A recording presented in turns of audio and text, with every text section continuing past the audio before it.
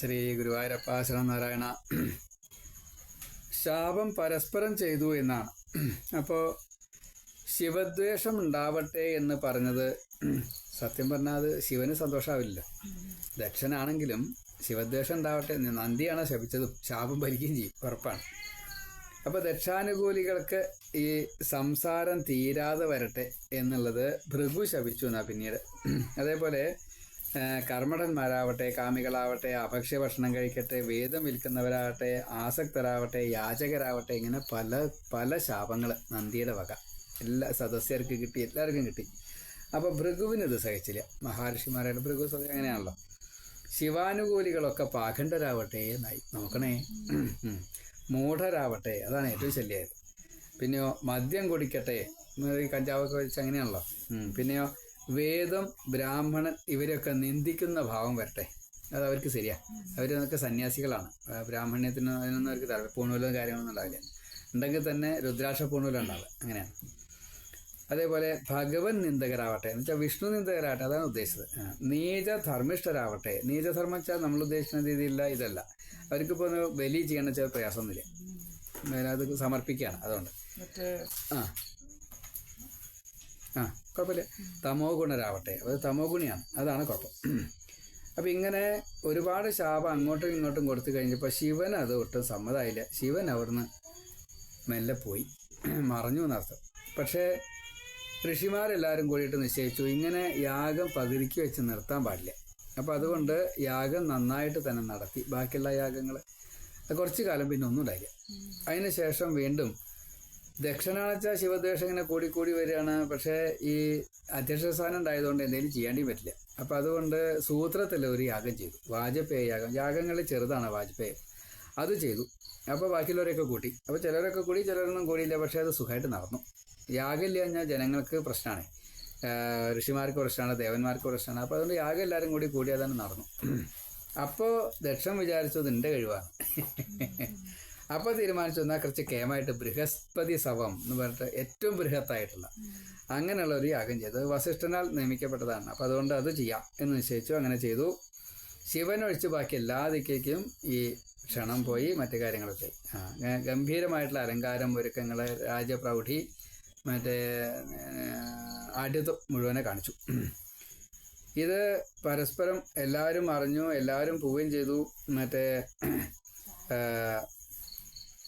ഈ സതിയുടെ അവിടേക്ക് ചെന്നില്ല എന്നുള്ളതുകൊണ്ട് സതിക്ക് മാത്രം വിവരം കിട്ടിയില്ല. ആൾക്കാരിങ്ങനെ ആകാശത്ത് കൂടെ പോകുമ്പോൾ ആ സതി എന്താ വരാത്ത, സതി എന്താ ഇവിടെ നിൽക്കുന്നത്, ഞങ്ങൾക്ക് കൂട്ടാനോളം തരാൻ അവിടെ സതി വേണ്ടേ മകളെ നോക്കും ഇങ്ങനെയൊക്കെ പറയുമ്പോൾ എന്താ അവിടെ ചോദിച്ചു. അച്ഛനെ യാഗം നടത്തേണ്ട അറിഞ്ഞില്ല ചോദിച്ചു. ഇല്ല, അറിഞ്ഞില്ല.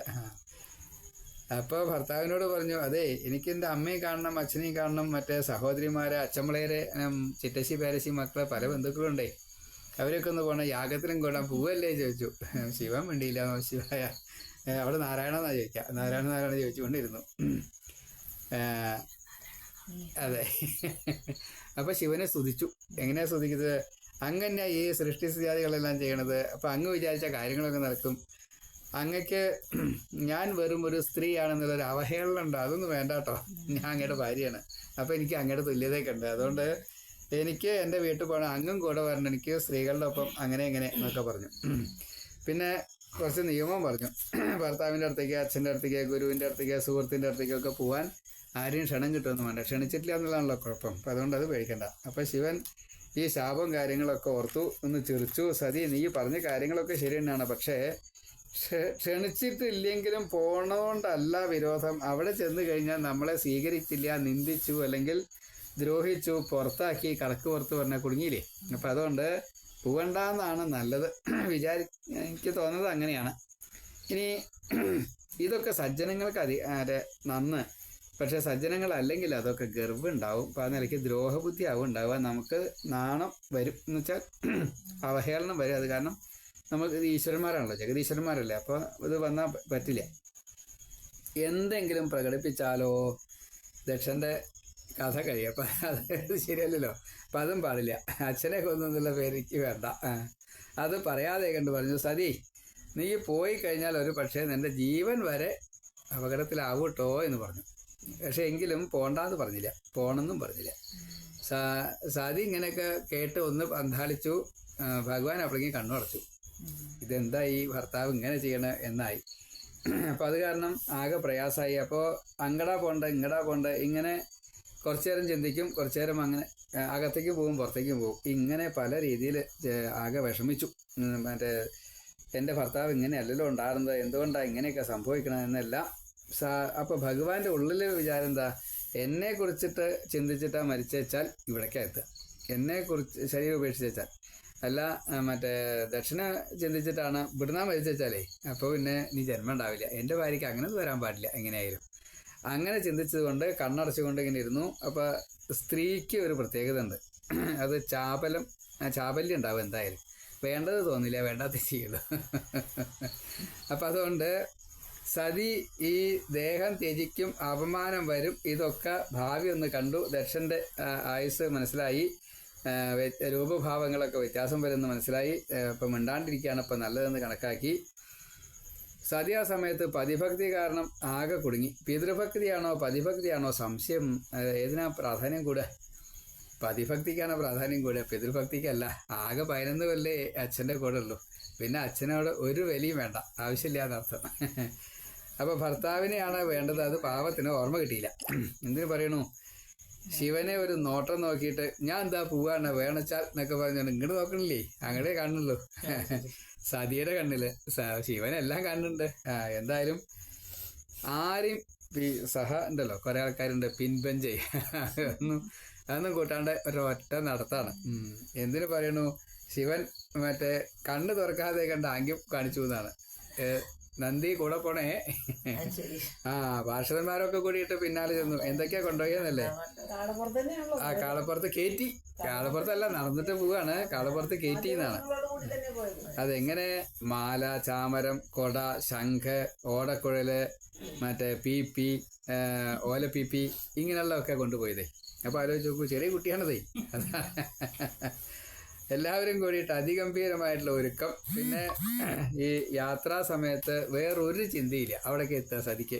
ബാക്കിയുള്ളവർക്ക് അങ്ങനെയല്ല. ഈ മഹാദേവന്റെ പത്നിയാണല്ലോ ഈശ്വര, എങ്ങനെ പോണത്, ഇനി എന്താണ് അവിടെ ഉണ്ടാവുക?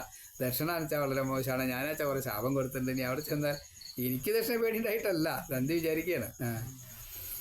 ഏതായാലും അവിടെ എത്തിയപ്പോഴേക്കും സതി കണ്ട കാഴ്ച അത്യലങ്കൃതമായിട്ടുള്ള യാഗശാലയും മറ്റു കാര്യങ്ങളൊക്കെയാണ്. കണ്ടപ്പോൾ തന്നെ അത് ഇഷ്ടമായില്ല. മഹാദേവനെ ക്ഷണമില്ലാതെ കണ്ടുള്ള കാര്യങ്ങൾ ഇതൊന്നും ശരിയല്ല എന്ന് മനസ്സിലായി. സതി വേഗം അകത്തേക്ക് ചെന്നു. അപ്പം അമ്മയെ കണ്ടു, സഹോദരിമാരെ കണ്ടു, അവരെ കാലിംഗനം ചെയ്തു. അതൊന്നും കേട്ടു നിന്നിച്ചില്ല, സ്വീകരിച്ചു നിന്നിച്ചില്ല. എന്നാൽ ശരി, അവരൊക്കെ സ്വീകരിച്ചു കേട്ടോ, എന്ന് നിന്നൃത്തൊക്കെ ചെയ്തിട്ടുണ്ട്, സ്വീകരിച്ചില്ല എന്ന് മാത്രമേ ഉള്ളൂ. സതി നാലുപുറം നോക്കി ശിവൻ നിഷേധം എല്ലാ ദിക്കിലും കണ്ടു. അതുപോലെ യാഗഭാഗല്യ അത് വളരെ മോശമാണ്. അതേപോലെ തന്നെ ശിവഭൂതഗണങ്ങൾ തന്നെ ഈ പിന്തുടരുന്നവർ അവരെ നിയന്ത്രിക്കാൻ സതി കൂട്ടിയാൽ പറ്റില്ല. അങ്ങനെ ഒരു കുഴപ്പമുണ്ട്. ശിവനാച്ച കൂടെ ഇല്ലേ ഇനി. ഈ വക കാര്യങ്ങളൊക്കെ ചിന്തിച്ചപ്പോഴേക്കും വല്ലാത്തൊരു പ്രയാസമായി. ദക്ഷനെ ആക്രമിക്കാൻ വേണ്ടിയിട്ട് ഈ പാർഷദന്മാർ ചെന്നു എന്നാണ് അത്. അപ്പോൾ സതി തടുത്തു. സതി തടുത്തു. മാത്രമല്ല ശിവനേക്കാൾ വലിയൊരു മറ്റേ നേതാവ് ഈ ബ്രഹ്മാണ്ടത്തിലില്ല. എന്നിട്ടാണ് ഈ ദക്ഷൻ ഇങ്ങനെ ഒരു അപ്രിയത്തെ ചെയ്യുന്നത്. മാത്രമല്ല ഇത് ഭഗവാനാണ് സ്വന്തം, ജനങ്ങൾക്കൊക്കെ ഇഷ്ടം, അല്ലാണ്ട് ഈ ദക്ഷിണയല്ല. ദക്ഷൻ്റെ കാശോ മറ്റെന്തെങ്കിലും സൗകര്യങ്ങളോ ഒരു പക്ഷേ മേടിക്കുന്നല്ലാതെ കണ്ട് മറ്റൊന്നും അവിടെ സ്വീകരിക്കില്ല. അപ്പോൾ ഇതെല്ലാം മനസ്സിലാക്കിയതായിട്ട് സതി ഉപദേശിക്കാൻ നിശ്ചയിച്ചു. എങ്ങനെയാണ് ഉപദേശിക്കേണ്ടതെന്നായി. ഇപ്പം 4 തരത്തിൽപ്പെട്ട ജനങ്ങളുണ്ട്. ചില വിശദീകരണങ്ങൾ സ്വയം പറയാണ്, ആത്മഗതം പോലെ.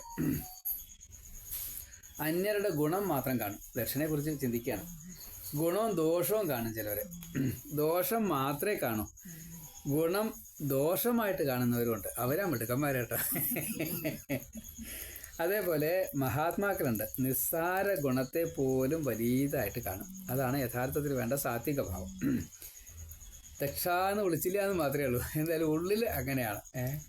അങ്ങ് ദുർജനം തന്നെയാണ്. സത്സംഗം കൊണ്ടേ ശിവനെ പോലുള്ള ഒരാളെ അറിയാൻ കഴിയുള്ളൂ. ഈ അങ്ങയുടെ ശിഷ്യന്മാരെന്നോ കൂട്ടക്കാരെന്നോ എന്തായാലും അവർക്കൊന്നും ജ്ഞാനമില്ല എന്ന് അങ്ങ് മിനിമം മനസ്സിലാക്കുക. അങ്ങക്കില്ല, അതുപോട്ടെ അച്ഛനില്ല, കൂട്ടത്തിലുള്ളവർക്കില്ല, ഭൃഗമൊക്കെ ഉണ്ടേ, അവർക്ക് ജ്ഞാനം ഇല്ലാതായി പറയണതേ. അപ്പോൾ അങ്ങക്ക് അറിയില്ലേ, ശി വ 2 അക്ഷരമേ ഉള്ളൂ. ആ 2 നാമം ജപിച്ചു കഴിഞ്ഞാൽ ഈ ഭൂലോകം കിട്ടും. എന്നിട്ടാണ് ഇപ്പോൾ ഈ അങ്ങ് ഇത്രയൊക്കെ പരിഭ്രമിക്കുന്നത്. ശകാരം നിത്യ സുഖം ആനന്ദം, ഇകാര പുരുഷസ്മൃത, വകാര ശക്തിരമൃതം മേളന ശിവം ഉച്ചതയെന്നാണ്. അപ്പോൾ ശിവ എന്നുള്ള 2 അക്ഷരം ജപിച്ചാൽ മതി. അതുകൊണ്ട് എല്ലാ ഇത് കിട്ടും. നിർമ്മലനായിട്ടുള്ള ശിവനെ ഇങ്ങനെ അങ്ങല്ലാതെ കണ്ട് വേറെ ഒരാൾ, ഒരു ഭക്തൻ വേണ്ട, അഭക്തൻ പോലും തള്ളില്ല. എന്നിട്ടാണ് അങ്ങ് ഇത് ചെയ്തത്. അപ്പം അതുകൊണ്ട് അങ്ങ് ചെയ്ത് വലിയ തെറ്റായിപ്പോയി. ഇഹാപര കൊടുക്കുന്നതായിട്ടുള്ള ഈ ശിവനെ അങ്ങ് ദ്വേഷിച്ചുള്ളൂ. അത് എനിക്കും കുറച്ചൊരു പ്രയാസമായി. ശിവനല്ല കേട്ടോ അമംഗളൻ. ചുടല ഭസ്മൊക്കെ ധരിക്കേണ്ട വിചാരിച്ചിട്ട് കാര്യമില്ല, അങ്ങാണ് അമംഗളൻ, ശിവനല്ല. മാത്രമല്ല അങ്ങ് വിചാരിക്കേണ്ട അസ്ഥിമാല ധരിക്കേണ്ട പിശാചക്കളുടെ കൂട്ട് അതിൻ്റെ പല നിന്ദാതി കാര്യങ്ങളൊക്കെ തോന്നുന്ന രീതിയിൽ പെരുമാറുന്നു. ജനങ്ങൾ മുഴുവൻ ഉപേക്ഷിച്ച് ശിവ സ്വീകരിച്ചവർക്കാണ് അങ്ങേക്ക് മനസ്സിലായിട്ടില്ല. അത് ശിവന്റെ മഹത്വം അങ്ങേക്ക് അറിയില്ല. അതുകൊണ്ടാണ് ഇങ്ങനെയൊക്കെ. ശിവനിന്ദകന്റെ നാവ് മുറിക്കണം, അങ്ങനെ പറഞ്ഞു വെച്ചാലേ, അതല്ലാച്ചാൽ ചെവി പൊത്തണം, അതല്ലാച്ചാൽ ആ ആളെ വധിക്കണം. ഇതാണ് വേണ്ടത്. അപ്പോൾ നാവ് മുറിക്കാൻ നിവർത്തിയില്ല, എനിക്ക് വധിക്കാൻ നിവർത്തിയില്ല, അതുകൊണ്ട് ഞാൻ ഇവിടുന്ന് പോവുകയാണ്. എവിടേക്കാണ് പോവുക? ഭർത്താവിൻ്റെ അടുത്തേക്ക് പോകാൻ നിവർത്തിയില്ല. ഇങ്ങനെയൊക്കെ ചിന്തിച്ചു, പറയും ചെയ്തു. ഇങ്ങനെയൊക്കെയാണ് വേണ്ടതെന്ന് പറഞ്ഞു. അപ്പോൾ അതുകൊണ്ട് ഇത് അവമാനമാണ് എന്നുള്ളത് സംശയമില്ല. ശിവൻ നേരത്തെ എന്നോട് ഇതൊക്കെ പറഞ്ഞുല്ലോ. അച്ഛനെയല്ലേ ഞാൻ വിശ്വസിച്ചത്, കൈലാസത്തിലെ ഭഗവാനല്ലേ ഞാൻ വിശ്വസിക്കേണ്ടിയിരുന്നത്. നിയമമൊക്കെ അപ്പോൾ ഓർമ്മ വന്നു. ഇത് ഭർത്താവിനെയാണ് കൂടുതൽ സ്നേഹിക്കേണ്ടതൊക്കെ ഓർമ്മ വന്നു. അപ്പോഴേ ഓർമ്മ വന്നുള്ളൂ. പിന്നെ ആലോചിച്ചു, ഞാൻ ഇവിടുന്ന് അവിടെ ചെന്ന് കഴിഞ്ഞാൽ എന്നെ ഇനിയിപ്പോൾ ദക്ഷൻ്റെ പുത്രി എന്നിട്ട് വിളിക്കുമോ, ദാക്ഷായണീന്ന്. ദാക്ഷായണീന്ന് വിളിക്കും. അതെന്തായാലും സഹിക്കാൻ വയ്യ. ഭർത്താവിൽ നിന്ന് അപമാനം ഒരു കാരണവശാലും ഭാര്യയും സഹിക്കില്ല, ഭാര്യയിൽ നിന്നുള്ള അപമാനം ഭർത്താവും സഹിക്കില്ല. അത് ഉറപ്പാണ്. പിന്നെ ഡൈവേഴ്സും അടിപിടിയും ലഹളയും തന്നെയാവും. അപ്പോൾ സാധാരണഗതിയിൽ ദഹിക്കാത്ത ഭക്ഷണം അല്ലെങ്കിൽ ഇഷ്ടമില്ലാത്ത ഭക്ഷണം, അഭക്ഷ്യ ഭക്ഷണം കഴിഞ്ഞാൽ എന്താ ഉണ്ടാവുക? ഒന്നുകിൽ ഛർദ്ദിക്കണം, അതല്ല വെച്ചാൽ രോഗിയായിട്ട് മാറും. ഇതാണ് അവസ്ഥ ഉണ്ടാവുക. അപ്പോൾ അതുകൊണ്ട് ഞാൻ അങ്ങയുടെ മകളായിട്ട് ജനിച്ചുവല്ലോ, അത് വേണ്ടായിരുന്നു എന്ന് ഇപ്പോൾ തോന്നുന്നുണ്ട്. കാരണം ദക്ഷൻ തപസ് ചെയ്തിട്ടാണ് സതി മകളായിട്ട് കിട്ടിയത്. അപ്പോൾ അത് വലിയ തെറ്റായിപ്പോയി. അങ്ങേ ശിവദ്വേഷിയായില്ലോ. ഇത് ഞാൻ അത്ര ഓർത്തില്ല കേട്ടോ. ഞാൻ ദക്ഷ വിളിച്ചില്ല, അച്ഛനാണ് പറയാണ്, ഉപദേശിക്കുകയാണ്. ഇപ്പോൾ അങ്ങ് കേൾക്കില്ല, ഞാൻ പറഞ്ഞ ഉപദേശം അങ്ങ് കേൾക്കില്ല എന്ന് അറിഞ്ഞുകൊണ്ടാണ് പറയണത്. വിനാശകാലേ വിപരീത ബുദ്ധിയാണ്. എന്നാലും എനിക്കൊരു കടമയുണ്ടല്ലോ. ഈശ്വരന്മാരുടെ കൂട്ടത്തിൽ, ജ്ഞാനികളുടെ കൂട്ടത്തിൽ ഈ മനുഷ്യധർമ്മം അത് അത്ര നേരെയാവില്ല. അങ്ങ് മനുഷ്യനാണ്, മനുഷ്യധർമ്മമാണ് ചെയ്യണത്. മാത്രമല്ല പ്രവൃത്തിയും നിവൃത്തിയും തമ്മിൽ ഒരുപോലെയല്ല. അങ്ങ് പ്രവൃത്തിയാണ് ചെയ്യണത്, ഞങ്ങൾ നിവൃത്തി ധർമ്മമാണ് ചെയ്യണത്. അത് അങ്ങ് ഗൃഹസ്ഥനായിട്ട് നിയമങ്ങളൊന്നും പാലിക്കാതെ കണ്ട് ശിവനിന്ദ ചെയ്യുന്നത്, എന്നെ നിന്ദിക്കുന്നത്. ഞാൻ ഈശ്വരിയാണ്, അങ്ങേക്ക് എന്നെ മനസ്സിലായിട്ടില്ല. ഞങ്ങളുടെ രീതി സമ്പ്രദായങ്ങളൊന്നും അങ്ങേക്ക് ഉൾക്കൊള്ളാൻ സാധിക്കില്ല. അങ്ങക്ക് ബ്രഹ്മചര്യം പോലും ഇല്ല.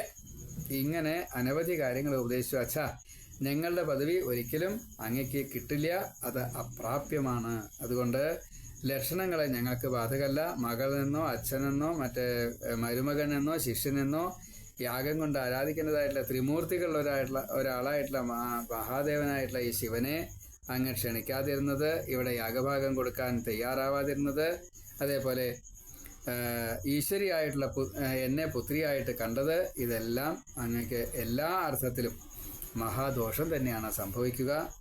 ഇങ്ങനെയെല്ലാം പറഞ്ഞിട്ടും ദക്ഷന് യാതൊരു കൂട്ടമില്ല. അതേപോലെ തന്നെ സതിക്ക് ഇതിൻ്റെ പ്രതിഫലം തിരിച്ച് കിട്ടുന്നില്ല എന്നുള്ളതുകൊണ്ട് സ്വയമേവ ആലോചിച്ചു വടക്കോട്ട് തിരിഞ്ഞിരുന്നു.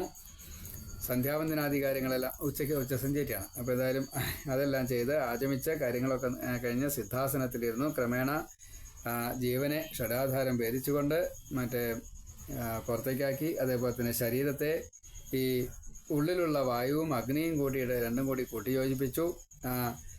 യോഗാഗ്നിയിൽ പ്രജജ്വാല ശരീരത്തെ ദഹിപ്പിച്ചു. സതി നേരെ ശിവനിലെത്തിച്ചേർന്നു.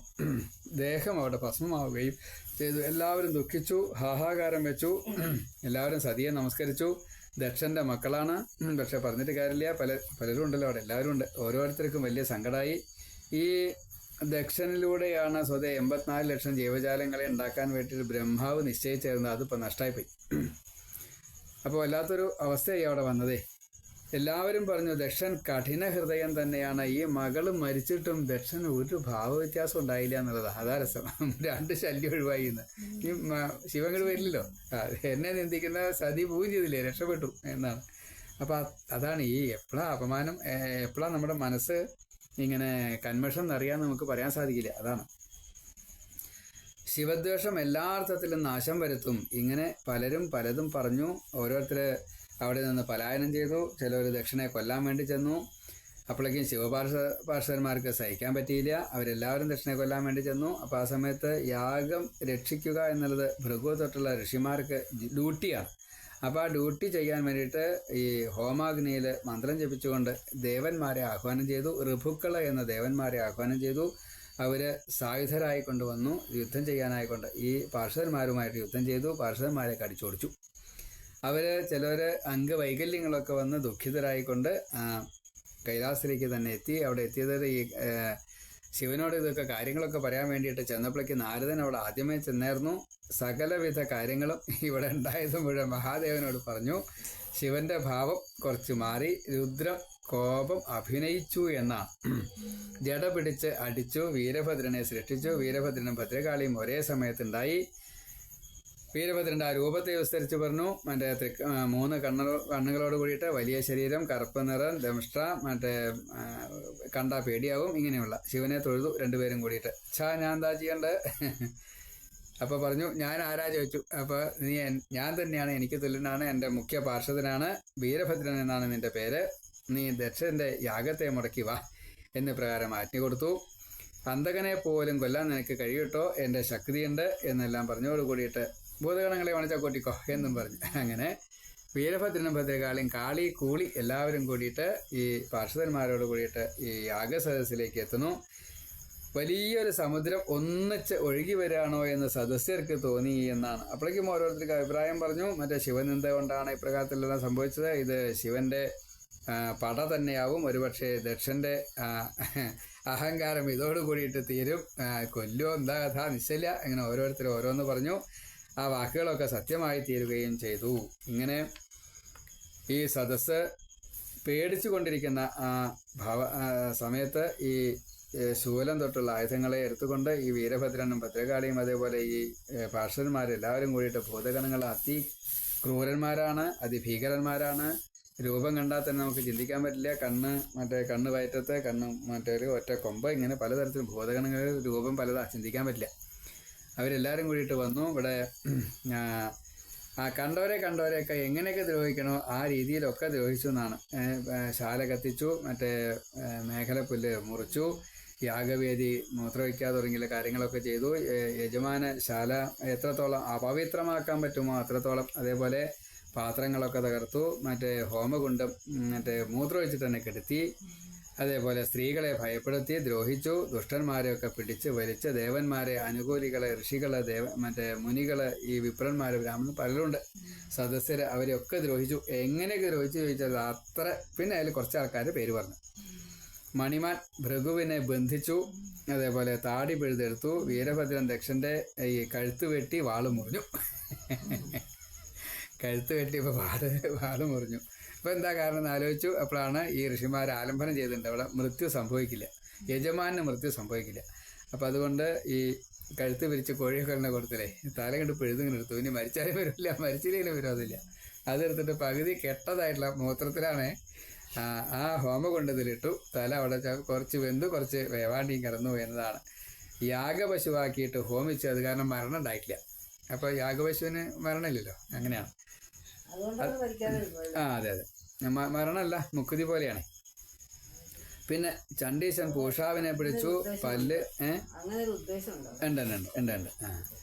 അങ്ങനെ പല്ല് കൊഴിച്ചു. നന്ദി ഭഗനെ പിടിച്ചു. കണ്ണ് ചുവന്നെടുത്തു. കാരണം ഈ സമയത്തൊക്കെ ഭൃഗുവിൻ്റെ താടി വീരഭദ്രൻ പിഴുതെടുത്തു. ഇതൊക്കെ ശാപസമയത്ത് ഇങ്ങനെയൊക്കെ ഇവർ അങ്ങോട്ട് തിരിച്ചു ചെയ്തിട്ടുണ്ട്. അതാണ് കണ്ണുകൊണ്ട് ഇങ്ങനെ ഒരുട്ടം കാണിച്ചു. അതുകൊണ്ടാണ് ഭഗന്റെ കണ്ണ് ഈ പ്രകാരത്തിൽ ശിക്ഷിക്കപ്പെട്ടത്. ഭൃഗുവിൻ്റെ താടി പിടിച്ച് ഇങ്ങനെ അതിനെ അനുമോദിച്ചു ദക്ഷൻ ഒരുട്ടം ചെയ്യണതേ. അപ്പോൾ വീരഭദ്രൻ താടി പിഴുതെടുത്തു. അതേപോലെ തന്നെ ചണ്ഡീശൻ ഈ പൂഷാവ് ചിരിച്ചു ഇത്രയും നല്ലോണം പല്ലൊക്കെ കാട്ടിയിട്ട്. അപ്പോൾ പൂഷാവിൻ്റെ പല്ല് കൊഴിച്ചു. ഭഗൻ കണ്ണുകൊണ്ട് ഇങ്ങനെ പ്രോത്സാഹിപ്പിച്ചു എന്നാ, ചെയ്തോളൂ. അപ്പോൾ കണ്ണുകൾ പിഴുതെടുത്തു. ഇങ്ങനെ എല്ലാവർക്കും ശിക്ഷ നന്നായിട്ട് തന്നെ കൊടുത്തു. മറ്റേ ഈ ഹോമകുണ്ടത്തിൽ തീ ഉണ്ടായുള്ളൂ. യാഗശാലയ്ക്ക് തീ കൊടുത്തു. എന്ത് കഴിഞ്ഞു? യാഗം കഴിഞ്ഞു. അവഭൃത സ്ഥാനം അഗ്നിയിലാണ്. മറ്റേ അഗ്നിസ്ഥാനം പതിവുണ്ടല്ലോ എന്ന പോലെ അഗ്നിയിലാണ് സ്ഥാനം. അപ്പോൾ പലരും രക്ഷപ്പെട്ടവരൊക്കെ ഓടിപ്പോയി അങ്ങോട്ടും ഇങ്ങോട്ടൊക്കെ ആകെ വല്ലാത്തൊരവസ്ഥയിലെത്തി. ഇങ്ങനെ ഭൂതഗണങ്ങൾ എല്ലാ കാര്യങ്ങളും ചെയ്തതിന് ശേഷം അവിടെ നിന്ന് ചിലർ അംഗവൈകല്യം ചെയ്ത ദേവന്മാർ, വൈകല്യം വന്നതായിട്ടുള്ള ദേവന്മാര്, ഋഷിമാര് ഇവരൊക്കെ അങ്ങോട്ടും കൂടെ കൂടി എവിടേക്കാ ചെന്ന് പരാതി പറയാൻ പറ്റിച്ച ത്രിമൂർത്തികളുടെയൊക്കെ ആശ്രയിച്ചു. പലതരത്തിൽപ്പെട്ടതായിട്ടുള്ള അഭയത്തെ എവിടെ നിന്നും അഭയം കിട്ടിയതുമില്ല കേട്ടോ അവർക്കൊന്നും. ശിവകോപത്തെ ആർക്കും തടുക്കാൻ സാധിക്കില്ല എന്ന് മനസ്സിലായി ബ്രഹ്മാവിൻ്റെ അടുത്തെത്തി. ബ്രഹ്മാവ് ഈ കാര്യങ്ങളെക്കുറിച്ചൊക്കെ ഒന്ന് ആലോചിച്ചു. ഇനി എന്താ ഇപ്പം ചെയ്യുക? ഇതിന് പരിഹാരം വേണമല്ലോ. സതി പോയി. ദക്ഷിണാച്ചാൽ ദുഃഖിച്ചു. മരിച്ചിട്ടില്ല വെച്ചാൽ ഇങ്ങനത്തെ ഒരു അവസ്ഥയിലാണ്. മഹാദേവൻ അവിടുന്ന് നേരെ കൈലാസത്തിലെത്തി. വടക്കോട്ട് തിരിഞ്ഞിരുന്നത് ശ്രീ ദക്ഷിണാമൂർത്തി ഭാവത്തിൽ അവിടെ ചെന്ന് തപസ് ചെയ്യാണ്. ഈ കാര്യങ്ങളെല്ലാം മനസ്സിലായി. ശിവനെ പ്രസാദിപ്പിക്കല്ലാണ്ട് വേറെ മാർഗ്ഗമില്ല എന്ന് എല്ലാവരും കൂടി തീരുമാനിച്ചു. അങ്ങനെ ബ്രഹ്മാവും ദേവന്മാരും കൂടിയിട്ട് കൈലാസത്തിലേക്ക് യാത്രയായി. എല്ലാവരും അവിടെ ചെന്നപ്പോൾ കൈലാസത്തിൻ്റെ ഒരു വർണ്ണനുണ്ട്. അതിഗംഭീരമായിട്ടുള്ള വർണ്ണനയാണ്. ഗംഗയെ പ്രത്യേകമായിട്ട് പറയുന്നു. സീത, അളകനന്ദ, ചക്ഷു, ഭദ്ര ഇങ്ങനെ 4 ഒഴുകുന്നതായിട്ടുള്ള ഗംഗയെ കണ്ടു. അളകാപുരി കണ്ടു. അഷ്ടദിക്പാലകന്മാരുടെ കൊട്ടാരങ്ങളെല്ലാം കണ്ടു. പ്രത്യേകമായിട്ടുള്ള സരസ്സുകൾ, പൂക്കൾ, പക്ഷിമൃഗാദികൾ, അതേപോലെ മുനിമാരെ തൊട്ട് സകല അവിടെയുണ്ട്. വേറെ മുനിമാരുണ്ട്, ഇവരല്ല. അങ്ങനെയൊക്കെ ഉണ്ട്. സകല സർവകാല സുഖാവഹമായിട്ടുള്ള അവിടെ ഒരാൾക്കും തമ്മിൽ വൈരമില്ല. അതേപോലെ തന്നെ എല്ലാവരും ശിവഭാവത്തിലാണ്. ഭസ്മൊക്കെ ധരിച്ച ജടയൊക്കെ മാന്തോല ഇങ്ങനെയൊക്കെയുള്ള ഭാവത്തിലാണ്. അതേപോലെ തന്നെ പോയപ്പോഴാണ് വലിയൊരു ആല് കണ്ടത്. ആലിൻ്റെ ചോട്ടിൽ ഈ വയസ്സാവില്ല, അങ്ങനെയല്ലേ ദേവന്മാരുടെ എങ്ങനെയൊക്കെയാണ് അവസ്ഥ വെച്ചാൽ അതേപോലെ നിത്യം 16 വയസ്സ്. സ്ത്രീകൾക്കാണെന്ന് വെച്ചാൽ നിത്യം 12 വയസ്സ്. അങ്ങനെയുള്ള രോഗമില്ല, വിശപ്പില്ല, അങ്ങനെയുള്ള അവസ്ഥയാണ്. ഭഗവാൻ അവിടെ മഹാദേവൻ ചിന്മുദ്രയൊക്കെ പിടിച്ച് ദക്ഷിണാമൂർത്തി ഭാവത്തിൽ വടക്കോട്ട് തിരിഞ്ഞിരിക്കുന്നുണ്ട്. അല്ല, തെക്കോട്ട് തിരിഞ്ഞിരിക്കുന്നുണ്ട്. ദക്ഷിണാമൂർത്തി തെക്കോട്ട് തിരിഞ്ഞിട്ടാണ്. ദക്ഷിണാമൂർത്തി ഭാവത്തിലിരിക്കുന്നു. അവിടെ ചെന്ന് ഈ സുഖത്തേക്ക് അനുഭവിക്കുകയും ചെയ്തു. അവിടെ ചെന്ന് മഹാദേവനെ അതിഗംഭീരമായിട്ട് സ്തുതിച്ചു. ബ്രഹ്മാവസ്ഥയിൽ ഭഗവാൻ മഹാദേവനെ സ്തുതിച്ചു. ബ്രഹ്മാവ് അങ്ങ് സൃഷ്ടിയാദികൾ ചെയ്യുന്നു. ദക്ഷനിലൂടെ ആരംഭിച്ച ഈ യാഗത്തെ പൂർത്തിയാക്കണം എന്നെല്ലാം ആവശ്യത്തെ പറഞ്ഞു. അതേപോലെ തന്നെ സ്തുതിയുടെ അവസാനത്തിൽ അങ്ങയ്ക്ക് വേണ്ടതെല്ലാം ഞാൻ തന്നോളാം, അങ്ങയ്ക്കുള്ള ശിവന് സതിയെ കൊടുക്കാമെന്ന് ഒഴിച്ച് ബാക്കിയുള്ളതൊക്കെ പറഞ്ഞു എന്നുള്ളതാണ്. ആവശ്യങ്ങളിൽ ഏറ്റവും പ്രധാനം അങ്ങയുടേതായിട്ടുള്ള ഈ മുനികളുണ്ട്, ഇവർക്കെല്ലാവർക്കും ഓരോരുത്തർക്കും ഓരോ ദോഷങ്ങളൊക്കെ വന്നിട്ടുണ്ടല്ലോ, അതൊക്കെ അങ്ങ് തീർത്തു കൊടുക്കണം. യാഗഭാഗം അങ്ങയ്ക്ക് ഇതാ തിരിച്ചു തരണം. ഇങ്ങനെയുള്ള പല കാര്യങ്ങളും പറഞ്ഞു. അതെല്ലാം 72 ചീത്തകൾ അങ്ങേ ബാധിക്കുന്നില്ല. 36 നന്മകളിലൂടെ ഇവരെയൊക്കെ വീണ്ടും നന്മയുള്ളവരാക്കി തീർക്കണം എന്നെല്ലാം ആവശ്യങ്ങൾ പറഞ്ഞാൽ പലതും ഉണ്ട്. പ്രത്യേകം ഇതും പറഞ്ഞു. ഇത് പൂഷാവിനെ കണ്ണു വേണം, മറ്റാൾക്ക് താടി വേണം, ഇതൊക്കെ പ്രത്യേകം പറയുകയും ചെയ്തു. അപ്പോൾ മഹാദേവനെ സൂക്ഷിച്ച് ഇത് ചെവി വട്ടം പിടിച്ചിരുന്നു എന്നാണ്. എൻ്റെ സതിയെ പറ്റി ആരെങ്കിലും ഒന്നും പറയണ്ട, വേണ്ടിയില്ല അമ്പളാ. ശരി, എല്ലാം കേട്ട് കഴിഞ്ഞപ്പോൾ പറഞ്ഞു, ഞാൻ ഇതിൻ്റെ പരിഹാരമൊക്കെ കണ്ടോളാം കേട്ടോ. ശരി, നിങ്ങൾ അങ്ങോട്ട് പോയിക്കോളൂ. അവിടെ ആദ്യം കണ്ടതായിട്ടുള്ള ഒരു ജീവിയുടെ തലയെടുത്തിട്ട് വെട്ടിയിട്ട് ദക്ഷൻ കൊടുത്താൽ മതി. ദക്ഷൻ ജീവിച്ചോളും. പിന്നെ യാഗമൊക്കെ പൂർത്തിയാക്കിക്കോളും. ബാക്കിയുള്ളവർക്കൊക്കെ വേണ്ടതൊക്കെ കിട്ടട്ടോ എന്നും പറഞ്ഞു. അല്ല, അത് പറ്റില്ല, അങ്ങ് വരണം എന്നായി. ശിവനെ കൂട്ടിക്കൊണ്ടുപോയി എന്നാ. അവിടെ ചെന്നു യാഗശാലയിൽ എത്തി. അപ്പോൾ ശിവൻ പറഞ്ഞു, ബ്രഹ്മാവെ എന്നാ ദക്ഷൻ്റെ ജീവിപ്പിക്കാൻ വേണ്ടിയിട്ടൊരു ആദ്യം കാണാൻ മൃഗത്തിൻ്റെ ഇത് തല വെട്ടിക്കോളൂ എന്ന് പറഞ്ഞു. ആരോ പോയിട്ട് തല വെട്ടി കൊണ്ടുവന്നു. അപ്പോൾ നോക്കുമ്പോൾ ആടിനെയാണ് കിട്ടിയിട്ട് ആടിൻ്റെ തല കൊണ്ടുവന്നു. ദക്ഷൻ കവുന്നിട്ടാണ് കിടക്കണതേ. അപ്പോൾ ആടിൻ്റെ തല വെച്ചിട്ട് നേരെ അതിലോട്ട് പിടിപ്പിച്ചു. പിടിപ്പിക്കലും ദക്ഷാന്നൊരു വിളിയാണ് ശിവൻ. അതോട് കൂടിയിട്ട് ജീവൻ കിട്ടി. നോക്കുമ്പോൾ തല പിന്തിരിഞ്ഞിട്ടാ. എന്താ ചെയ്യാ, ഒരു ഭാഗമില്ല. ദക്ഷൻ നീട്ടു കൊണന്നു. മഹാദേവാ ശരണം എന്നൊക്കെ പറഞ്ഞ് ഗംഭീരമായിട്ട് സ്തുതിച്ചു. ക്ഷമ യാചിച്ചു. ഞാൻ ചെയ്തതൊക്കെ തെറ്റാണ്, അങ്ങ് ചെയ്തൊക്കെ ശരിയാണെന്നൊക്കെ പറഞ്ഞു. സ്തുതിയൊക്കെ ശരി. അപ്പോൾ ദക്ഷനെ ഇപ്രകാരം അനുഗ്രഹിച്ചപ്പോൾ ബാക്കിയുള്ളവർക്കൊക്കെ ഓരോരുത്തർക്ക് താടി വേണ്ടവർക്ക് ആടിൻ്റെ താടി കൊടുത്തു. പല്ലുള്ളവർക്ക് പല്ല് കൊടുത്തില്ല. വേറെ ആൾ കടിച്ച് ചവച്ചതൊക്കെ അരച്ച് കഴിച്ചോളാൻ വേണ്ടി പറഞ്ഞു. കണ്ണില്ലാത്തവർക്ക് അന്യൻ്റെ കണ്ണുകൊണ്ട് കണ്ടോളാൻ പറഞ്ഞു. നോക്കണേ, ഇങ്ങനെ പകുതിയും കേട്ടാ കൊടുത്ത്. അപ്പോൾ അവരവരൊക്കെ സന്തോഷിക്കുകയും ചെയ്തു കേട്ടോ. കാരണം അങ്ങനെയാണ്. യാഗം പൂർത്തിയാക്കണം എന്നായി. അപ്പോൾ യാഗം പൂർത്തിയാക്കാൻ വേണ്ട ഏർപ്പാടുകളൊക്കെ ചെയ്തു. യാഗം പൂർത്തിയാക്കുകയും ചെയ്തു. ആ യാഗം അങ്ങോട്ട് പൂർത്തിയായതോട് കൂടിയിട്ട് മനസ്സ് ശുദ്ധമായി. അങ്ങനെ അഘമർഷ തീർത്ഥത്തിൽ പോയിട്ട് തപസ് ചെയ്തു 1,00,000 വർഷം ഈ ദക്ഷൻ. അങ്ങനെ ഭഗവാൻ മഹാവിഷ്ണുവിനെയാണ് തപസ് ചെയ്തത്. മഹാവിഷ്ണു അനുവദിച്ചു കൊടുത്തു. പുത്ത ശരീരം കൊടുത്തു. പ്രാചേരസ ദക്ഷനായിട്ട് പ്രാചേരസുകൾക്ക് മറ്റേ വാർഷിയിൽ ഉണ്ണിയായിട്ട് ജനിച്ചു എന്നാണ്. പിന്നെ അതിലുണ്ടായ ഉണ്ണിയാണ് ഈ മഹാദേവൻ്റെ അല്ലെങ്കിൽ ഈ ബ്രഹ്മാവിൻ്റെ അല്ലെങ്കിൽ വിഷ്ണുവിൻ്റെ ഉദ്ദേശത്തിൽ ദക്ഷനിലൂടെ പരമ്പര വർദ്ധിക്കണം എന്നുള്ള ഉദ്ദേശിച്ചത് ഈ പ്രാചേതസ ദക്ഷനിലൂടെയാണ് പിന്നീട് വർധന ഉണ്ടായത് നിസ്സാരം. ഇപ്പം ഇങ്ങനെ ദക്ഷനം നന്നായിട്ട് സ്തുതിച്ചു. അത് കഴിഞ്ഞപ്പോൾ മഹാദേവനെ മറ്റേ ഈ എല്ലാവരും സ്തുതിച്ചു. ഇങ്ങനെ യാഗം പൂർത്തിയാക്കുന്ന സമയത്ത് എല്ലാ ദേവന്മാർക്കും കൊടുക്കുന്നതിൻ്റെ കൂട്ടത്തിൽ ഭഗവാനും കൊടുത്തു, മഹാദേവനും കൊടുത്തു, വിഷ്ണുവിനും കൊടുത്തു. വിഷ്ണുവിന് കൊടുത്തോട് കൂടിയിട്ട് വിഷ്ണു വന്നു. അപ്പോൾ അതുവരെ വിഷ്ണു അവിടെ ഉണ്ടായിരുന്നില്ല. വിഷ്ണുവിനെ കൊടുത്തോട് കൂടിയിട്ട് വിഷ്ണു വന്നപ്പോൾ വിഷ്ണു എല്ലാവരെയും ഒരേപോലെ കടാക്ഷിച്ചു എന്നാണ്. കടാക്ഷിച്ചു വെച്ചാൽ വ്യത്യാസം വന്നു, മറ്റേ കോറങ്കടുകളൊക്കെ ഇല്ലാണ്ട് ആയി തീർന്നു. അങ്ങനെ ഓരോരുത്തരും ഇങ്ങനെയുള്ള ദക്ഷനെ അങ്ങ് ശുദ്ധനാക്കി തീർത്തുല്ലോ എന്ന് ഓരോരുത്തരും അന്ധക്കരണം പറയും, അങ്ങനല്ലേ, അങ്ങനെ ഓരോരോ ഭാവം ഓരോരുത്തരും അതാത് പറഞ്ഞു. ഭാവത്തെ തീർക്കാൻ അങ്ങേക്ക് മാത്രമേ സാധിക്കുള്ളൂ. അത് ആരൊക്കെയാണ് സ്തുതിച്ച് എല്ലാവരുടെയും പേര് പ്രത്യേകം പറയുന്നുണ്ട്. ഋത്വിക്കുകൾ, സദസ്യര്, ദക്ഷൻ, രുദ്രൻ, മഹാദേവനെ സ്തുതിച്ചേ.